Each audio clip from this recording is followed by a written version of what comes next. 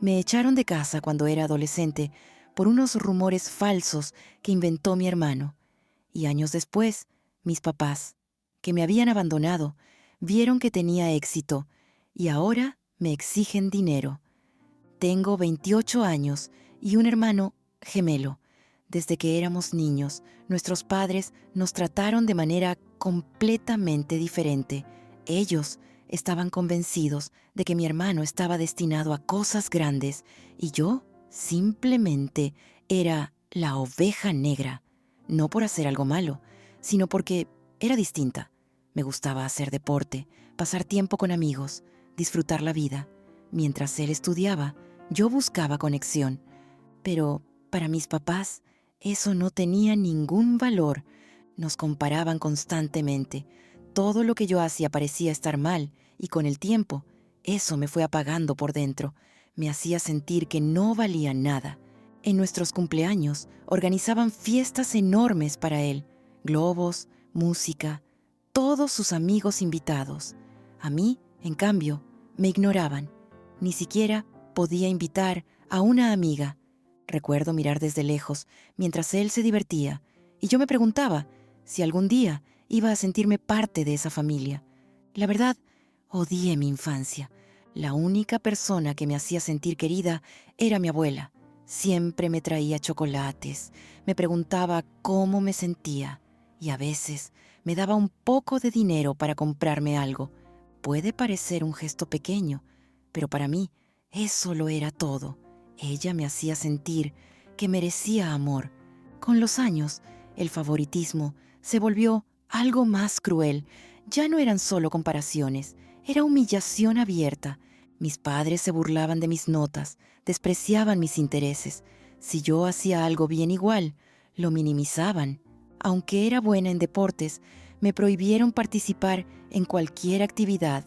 Solo querían que estudiara como mi hermano.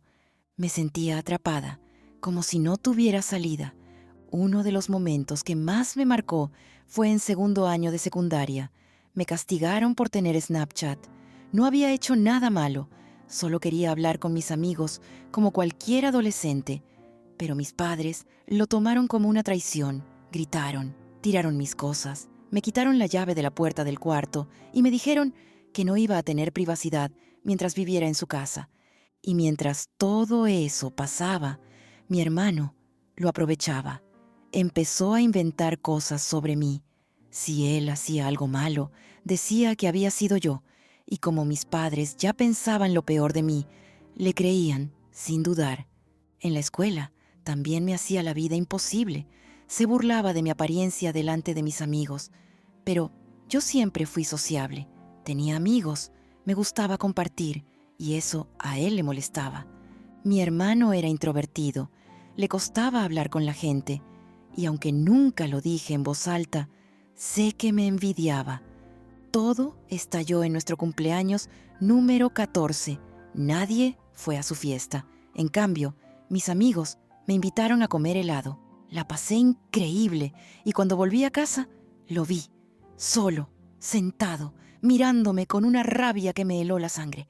Ese fue el día que todo cambió. Empezó a vengarse. En la escuela comenzó a decir que yo era una malcriada y fue más allá. Dijo que lo maltrataba físicamente. Lo más grave es que se golpeaba él mismo, se hacía moretones, se daba puñetazos y al día siguiente aparecía con esos golpes diciendo que yo se los había hecho y la gente empezó a creerle. Mis amigos empezaron a alejarse, ya no me hablaban igual, las invitaciones desaparecieron. Era como si de pronto yo hubiera dejado de existir. Un día le pregunté a mi ex mejor amiga qué estaba pasando. Me miró con incomodidad y me lo confesó. Mi hermano había estado diciendo cosas horribles sobre mí.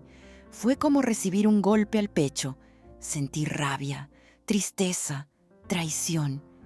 ¿Cómo alguien que creció conmigo podía hacerme eso? Al día siguiente lo enfrenté en la escuela. Le pedí llorando que dejara de mentir. ¿Y qué hizo? Se rió, me miró y me dijo que me merecía estar sola. En ese momento empecé a tenerle miedo. Quise hablar con mis padres, pero sabía que no me iban a creer. Me aislé. Empecé a caminar con la cabeza baja. Algunos profesores empezaban a enterarse de los rumores. Era como vivir en una historia que alguien más había escrito por mí. Una historia en la que yo era la villana. Hasta que un día, la directora nos llamó, nos pidió que fuéramos los dos junto con nuestros padres. Yo estaba asustada, pero también tenía una pequeña esperanza.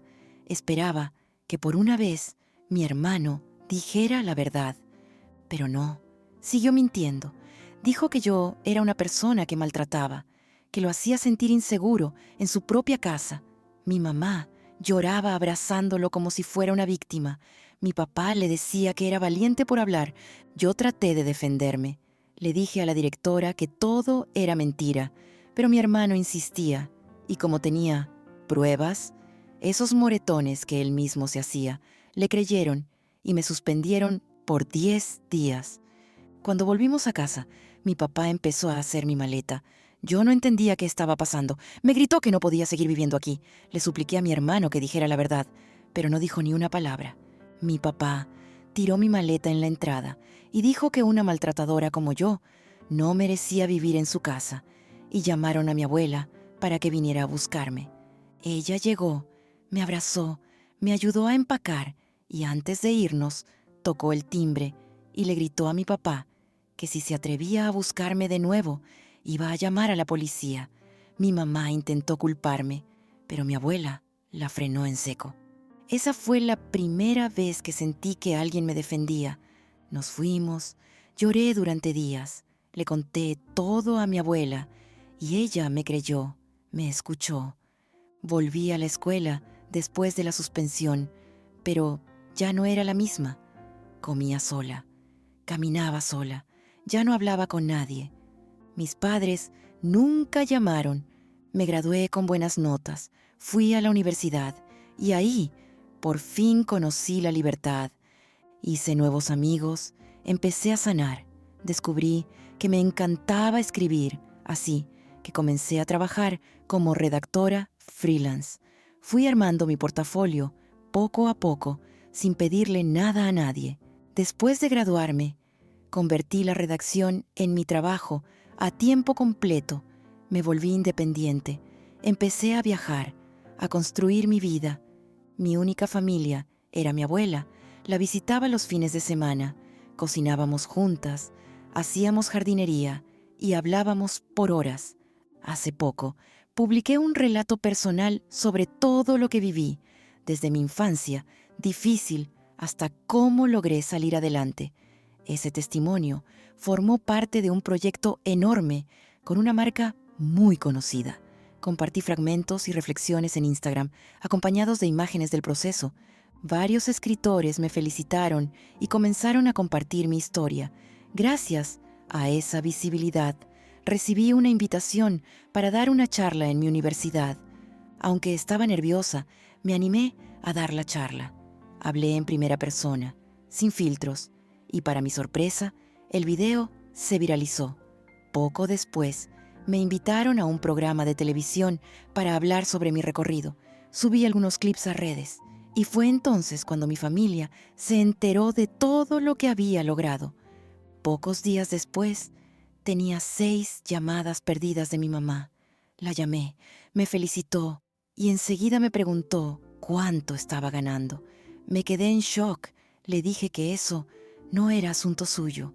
Me dijeron que estaban jubilados y necesitaban ayuda para renovar la casa. Les dije que no. Mi mamá me insultó y mi papá dijo que era mi deber ayudarlos. Ahí les respondí algo que llevaba años guardando.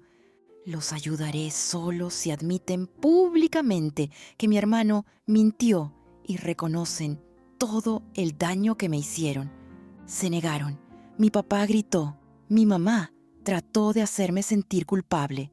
Les recordé que fueron ellos quienes me echaron, que fue mi abuela quien me crió. Desde ese momento no dejaron de llamar, pero los ignoré. Días después, mi hermano me mandó un mensaje horrible. Admitía que había mentido sobre mí hace 15 años, pero me decía que lo superara, que ayudara a nuestros papás. Estaba furiosa, así que escribí un correo a toda la familia. Conté todo, cómo me trataron, lo que hizo mi hermano, cómo me echaron. Adjunté el mensaje donde él admitía haber mentido y lo envié. Un mes después, todo explotó. Mis padres fueron duramente criticados. Varios familiares me pidieron disculpas. Dijeron que no sabían nada. Mis papás y mi hermano me mandaron mensajes de odio, así que hablé con un abogado. Les mandé una orden legal para que dejaran de contactarme. Desde entonces, no volví a saber de ellos. Mi abuela me apoya al 100%. Mi negocio sigue creciendo. Me siguen invitando a dar charlas y por fin estoy empezando a sanar. Pasamos mucho tiempo juntas, jardinería, comidas, charlas largas. También empecé terapia y poco a poco estoy reconstruyéndome. Creo que esta será mi última actualización. Por ahora,